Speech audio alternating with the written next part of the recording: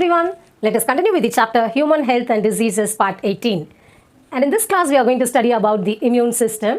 And normally this immune system, it is initially supported by the lymphatic system. So when you talk about this lymphatic system, it consists of lymphoidal tissues, lymphoidal organs and the network of lymphatic vessels. All together, tissues, organs and the lymphatic vessels, all together it forms the lymphatic system, right?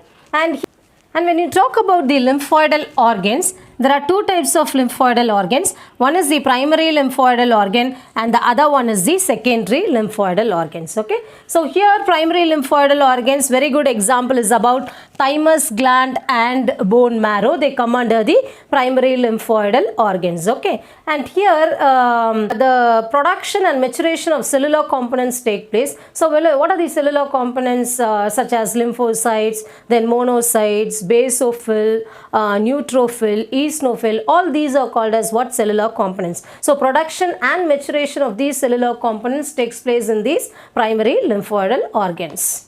Primary lymphoidal organs, they get differentiated into antigen sensitive lymphocytes. Okay, so the lymphocytes are called as what?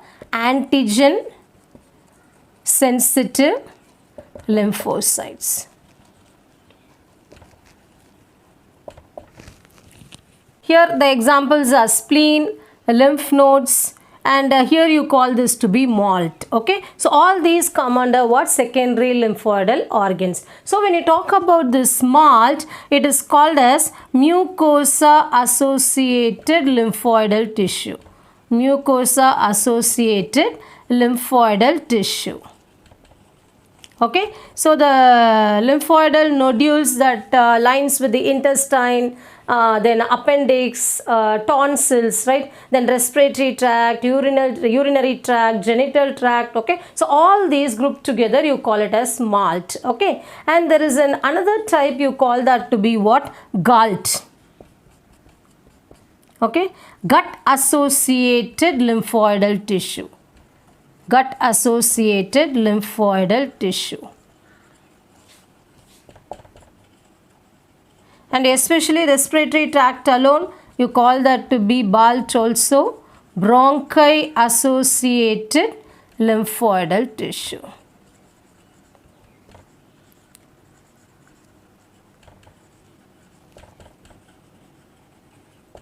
And next, when you talk about this thymus gland, we have learned that thymus and the bone marrow are the main primary lymphoidal organs. And along with this primary lymphoidal organs, with this thymus and bone marrow, you can just remember there is another lymphoidal organ, which is the primary lymphoidal organ. You call it as bursa of Fabricius.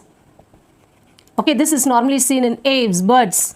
Okay, this is also a kind of primary lymphoidal organ like this thymus and the bone marrow. Okay, now we are going to look at the thymus gland. So where is this thymus gland present? It is present in the thoracic region just above the heart or beneath the breastbone, right? Okay, and when you take the section of this thymus gland, we would have learned about kidney. So it is divided into outer cortex and the inner medulla, right? The same way here, this thymus gland is also divided into outer cortex and the inner medulla. Okay, and normally what is the function of this thymus gland? It helps in producing thymocytes. How? We have learned that the immature lymphocytes, right, which are produced in the bone marrow, the lymphocytes that are immature, they move through the blood where it comes here to the thymus gland. It moves through the blood, reaches the thymus gland, which is present in the thoracic region. So you have to just remember about the immature lymphocytes. So the stem cells which are immature, right, they move to the thymus gland. So where is this thymus gland present? It is present in the thoracic region. Okay, we're just above the heart. So this thymus gland is a endocrine gland. So this is an endocrine gland. So we have learned normally this endocrine gland helps in producing hormones, right? So what are the hormones produced by this thymus gland? Thymosin, thymolin, thymopoietin, right? So all these are hormones produced by the thymus gland. Now this immature lymphocytes from the bone marrow, it moves to the thymus gland. Okay, after reaching the thymus gland, they get matured. You call that to be immunocompetency, right? After that cells you call here as thymocytes. Then these thymocytes leaves the thymus gland, okay, and then move into the blood and then enters into the lymphatic system, right? So when is this thymus gland formed? It is formed when the fetus is developed inside the womb of the mother itself. Okay, so after the birth, the size of the thymus gland is becoming reduced. Thymus gland and the bone marrow, it provides the microenvironment for the development of the lymphocytes, okay, to act against the what antigens. So next is when you talk about the spleen. And this spleen, it is the large lymphoidal organ or largest lymphoidal organ. And it acts as a reservoir of erythrocytes, okay. That is one more thing what you have to remember. And then it helps in producing phagocytes.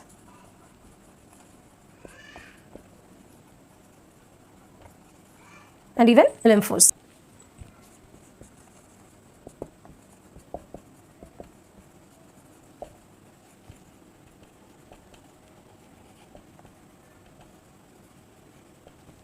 Next, to increase our immune system, generally 5 natural tips are there to keep your immune system strong.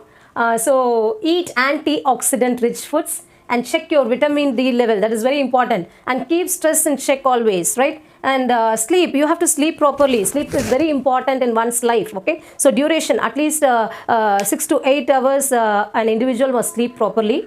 And then exercise, physical exercise, it is very much important in one life, okay? So that you can improve your immunity. If you like this video, share, comment and subscribe my YouTube channel and follow me on Facebook and Instagram. And the link is available in the description box. Thank you.